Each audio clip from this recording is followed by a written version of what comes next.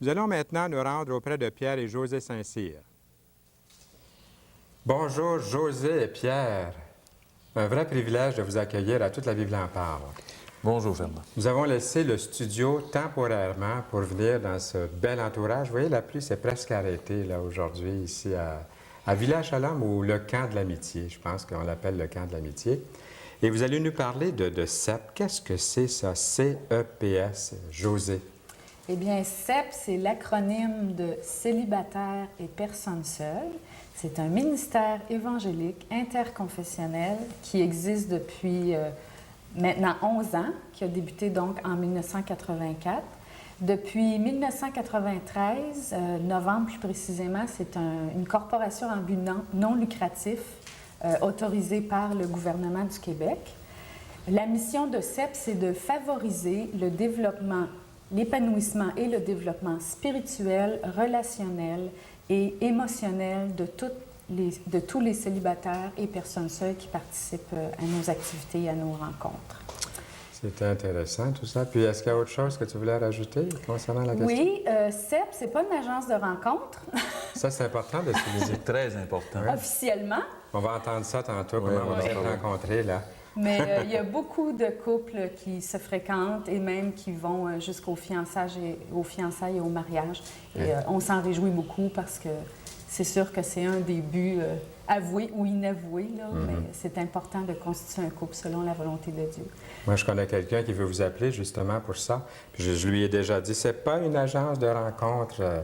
C'est bien important. J'ai bien souligné. CEP est beaucoup plus un groupe de croissance, un groupe de personnes qui ont des objectifs bien précis, qui sont disciplinés. Et c'est le genre de personnes qui nous intéressent. Les gens ont un temps extraordinaire, ils ont des amis, ils vont vivre des expériences émotionnelles, relationnelles et spirituelles. Et à travers de ça, Dieu bénit. Ouais. Je voulais aussi juste ajouter que notre acronyme CEP, c'est un peu basé sur un verset dans la parole, dans Jean 15, verset 5, où Jésus lui-même est un CEP parce qu'il dit « Je suis le CEP, vous êtes les sarments. Celui qui demeure en moi et en qui je demeure porte beaucoup de fruits, car sans moi, vous ne pouvez rien faire. » Moi, j'aimerais faire, c'est très beau le verset, hein? J'aimerais faire un petit historique ici. Pierre, le début de CEP est assez particulier. Est-ce que vous pouvez nous en parler? En effet, José a mentionné qu'on a commencé nos activités en 84, mais c'est en 83, ici même, dans ce bâtiment ici, qui était anciennement un garage, lors d'une épluchette de blé d'Inde, il s'est passé un phénomène assez particulier. J'étais avec mon ami, le pasteur Leslie Mured, et pendant une fraction de seconde, j'ai vu une image d'une clarté incroyable. Et cette image-là, c'était qu'il y avait plein de tentes blanches et des célibataires et des personnes seules qui venaient de partout au Québec. Alors, depuis ce moment-là, on a organisé 72 activités, dont 45 retraites ici, à Village-Shalom, et on a accueilli 4800 participants. C'est incroyable, hein? Et... Mais votre mariage, moi, j'avais hâte à cette question-là, c'est que votre mariage n'est quand même pas étranger au ministère que vous exercez maintenant, José. Est-ce que tu voudrais nous en parler? Habituellement, ma féminité fait que j'y mets beaucoup de détails quand je raconte cette histoire, mais là, le temps nous manque. Je dirais que c'est un court-métrage. Alors, en novembre 85, donc après un petit peu plus qu'un an de ministère avec les personnes seules, Pierre démissionnait parce qu'il avait la conviction que ce ministère-là devait être effectué par un couple.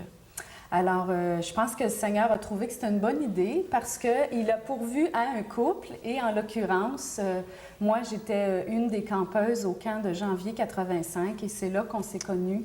Et le Seigneur nous a unis, on s'est mariés peu de temps après et moi, j'avais été très bénie du ministère moi-même et j'avais vraiment un fardeau pour les personnes seules aussi. Alors, depuis ce temps-là, on a continué avec beaucoup d'enthousiasme et pour de joie. Pour le bénéfice des téléspectateurs, célibataires et personnes seules, ceux qui sont mariés, bouchez-vous les oreilles.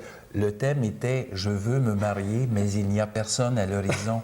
Pourquoi? » C'était plein, il y en avait de couches à terre. Oui. Oui, il y avait des personnes qui avaient pas réservé, qui se sont présentées et qui ont refusé de repartir chez eux et qui ont accepté de coucher par terre sur des matelas ou à peine. Là. Il y avait des célibataires, là. Tu as été célibataire combien de temps, toi? Je me suis marié la première fois, j'avais 25 ans. Je me suis divorcé moins d'1 an plus tard. J'ai rencontré le Seigneur à 30 ans dans un bar de Montréal, à 2 heures de la nuit. Comme chanteur? Non. Non? Non, comme dans une vie bien à part. Oui. Et je me suis converti vraiment au christianisme. J'ai découvert la réalité de Dieu à travers l'Évangile dans cette période-là. Et Dieu a commencé à nettoyer et à faire le changement dans ma vie. Et à travers les Écritures, c'est le message que je donne à tous les CEP, lisez le Nouveau Testament, lisez et comprenez bien que ce qui est marqué là, c'est vrai. Et ça a changé ça, donc, à 35 ans, c'est-à-dire 5 ans plus tard, c'est là que j'ai connu José qui sont Donc, l'expérience de célibataire ou d'être seul, est-ce que toi, Pierre, tu voudrais nous parler de cette réalité de célibataire et personnes seules au Québec? Oui, j'ai préparé des petits tableaux qui vont être plus faciles pour nos gens à suivre. Au Québec, il y a 1 579 000 célibataires et personnes seules. Ce nombre exclut les conjoints de fait, c'est-à-dire les gens qui vivent ensemble sans être mariés. Les CEP représentent donc 35 % de la population adulte du Québec. 73 % de 1 500 000 célibataires âgés de 18 et 64 ans n'ont jamais été mariés. 73 %. Il y a une grosse question à se poser là. 15 % seulement ont été divorcés. 6 % sont séparés. 6 % sont veufs. Le taux de divorce au Québec est de... Oh, excusez-moi, oui, on n'était pas sur la bonne. Le taux de divorce au Québec est de 58 %. On compte 220 120 mères monoparentales, c'est-à-dire 3 femmes sur 10 qui sont des célibataires et des personnes seules sont des mères monoparentales. 90 % vivent sous le seuil de la pauvreté. OK? 48 000 pères monoparentales à travers de ça. Alors, voilà un peu le profil, le tableau des célibataires et des personnes seules. C'est assez sombre comme tableau. En effet, c'est qu'aujourd'hui, moi, c'est amusant. L'année dernière, j'ai écrit un livre. J'ai pris 15 mois et j'ai investi plus de 1000 quelques centaines d'heures à la rédaction d'un livre où j'ai résumé ce que j'ai appris à travers ces 11 années de ministère. Et je suis fasciné de voir que la société d'année en année a toujours un stéréotype auquel elle est accrochée. Alors, on se dit toujours de plus en plus évolué, de plus en plus dépourvu de tabous. Alors que c'est une erreur grave de penser ça. Le bilan qu'on fait de notre société, ce bilan-là, 73 % qui n'ont jamais été mariés, c'est quand même 1 500 000 personnes dont il est question, nous donne un indice que notre société est gravement déficiente actuellement. Et pour ça, il y a des tonnes de raisons. Les modèles des parents, il y a la culture, la tradition, l'avènement également du rêve. Et du rêve, c'est qu'aujourd'hui, une personne va penser « je veux tomber en amour ». Alors que si je veux me préparer une carrière, bien, je vais retrousser mes manches, puis je vais étudier, puis je vais me préparer. On a beaucoup de stéréotypes, de moules qui nous ont formés, qu'on doit briser. Et pour ça, il faut mettre du temps et surtout de la discipline. Chez les CEP, on voit cette réalité-là. On a un taux de divorce de 2 % comparé à peu près à 58 % pour la provinciale. Donc, on a cette nuance-là importante. On voit que les personnes qui retroussent leurs manches et qui travaillent vont arriver à un résultat plus important. Vos recherches sont sérieuses, puis je pense poussées. Avant l'émission, il y a même quelques semaines, nous sommes rencontrés, on a échangé, puis c'était intéressant parce que j'ai réalisé que vos statistiques ou vos chiffres à certains endroits, ne concordait pas tout à fait avec ce qu'on croit généralement. Non. Moi, je suis allé chez Statistique Canada, puis j'ai passé une semaine chez Statistique Canada, dans les bibliothèques de Statistique Canada, aller voir les gens, me faire expliquer comment ça fonctionnait pour bien comprendre. Et même, dernièrement, je parlais avec un journaliste et la personne ne me croyait pas.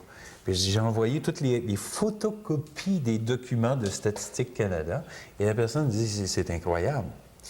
Maintenant, dans l'élément, il y a 3 dimensions qui sont vraiment importantes pour la réussite d'une vie amoureuse ou affective.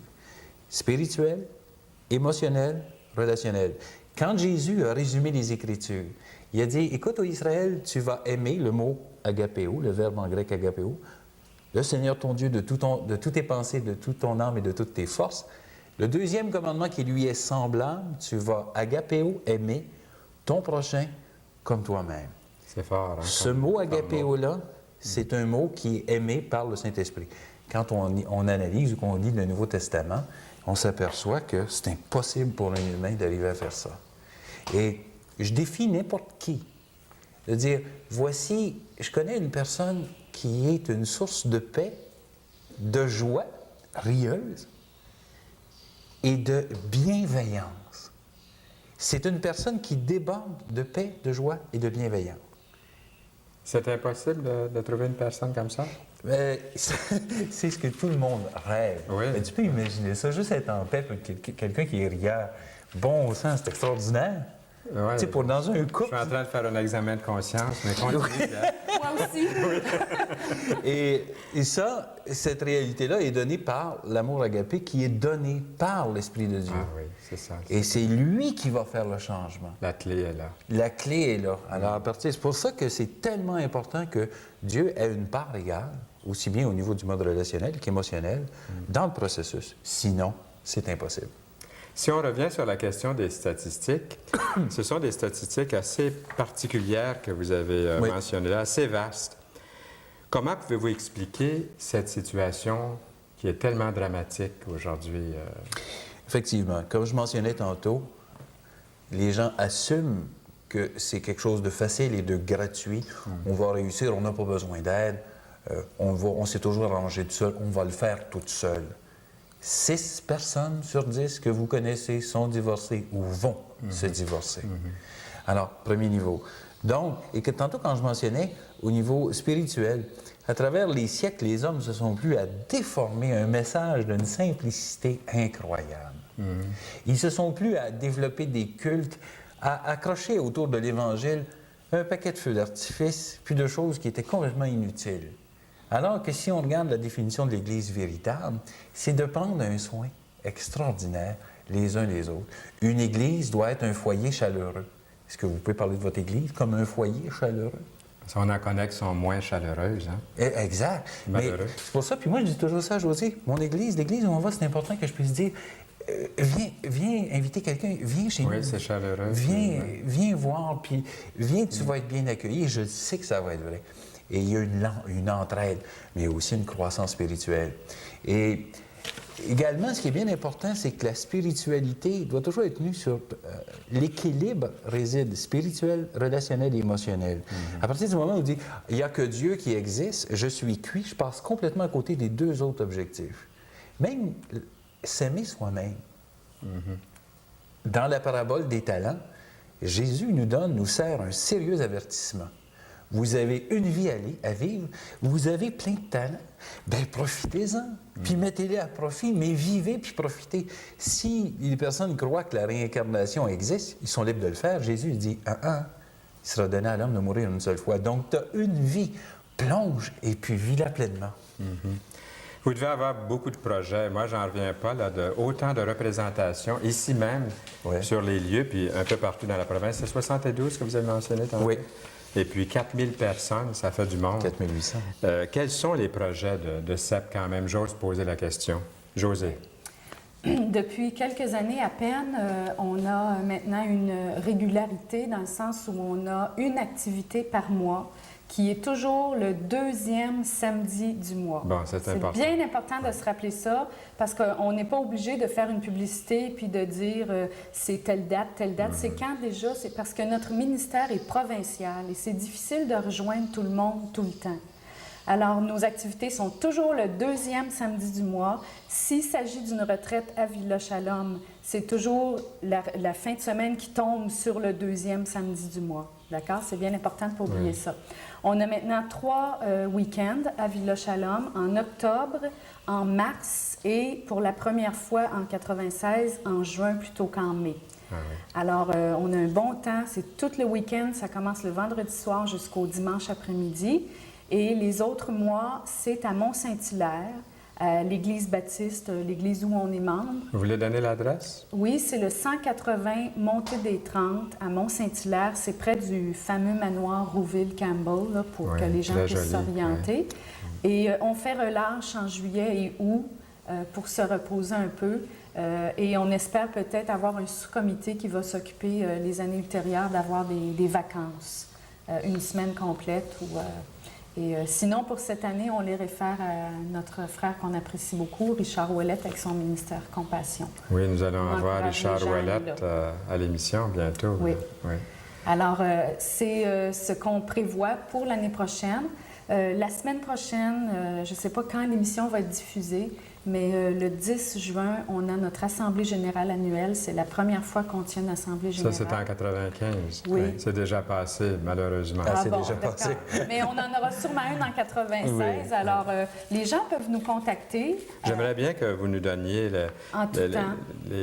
les coordonnées pour qu'on puisse Oui. vous contacter. Alors, les coordonnées pour nous rejoindre, c'est notre résidence à Mont-Saint-Hilaire. L'adresse est le 620 Chapelot. Mais on préfère que vous nous téléphoniez, idéalement le soir, parce qu'on travaille tous les deux toute la journée, toute la semaine. Alors, le soir, et le téléphone, c'est le 514-446-0734. Je crois qu'il apparaît à l'écran Oui, il maintenant. apparaît à l'écran. Alors, notez bien ça et c'est nous que vous allez rejoindre. Sinon, c'est notre répondeur, mais on vous rappelle dès que possible. C'est merveilleux. Je vous félicite tous les deux. Je vous ai connus, José Marcoux, Pierre Saint-Cyr, à l'époque où Pierre venait chanter seul à l'émission Toute la Bible en parle. Ça, les jeunes. Seul, mais Et mince. toujours jeune, toujours radieux tous les deux. Et là, de vous avoir ensemble, vous êtes venus ensemble plus tard chanter aussi à l'émission Toute la Bible en parle, et aussi pour une entrevue. Oui, qu'on avait faite à l'époque pour CEP, oui. Ça a été vraiment un plaisir pour nous de vous recevoir et revenez-nous bientôt. Et au plaisir que le Seigneur vous accorde, que Dieu vous accorde beaucoup, beaucoup de succès dans son œuvre. Nous avons beaucoup de joie à le faire et toute la gloire est à lui. Et on va communiquer avec vous. Les gens vont vous appeler maintenant. D'accord. Merci beaucoup. On vous attend. Merci. De retour en studio dans quelques instants. De retour en studio. Merci beaucoup à ce couple qui se dévoue et ça fait plaisir de savoir que plusieurs d'entre vous allez entrer en contact avec eux.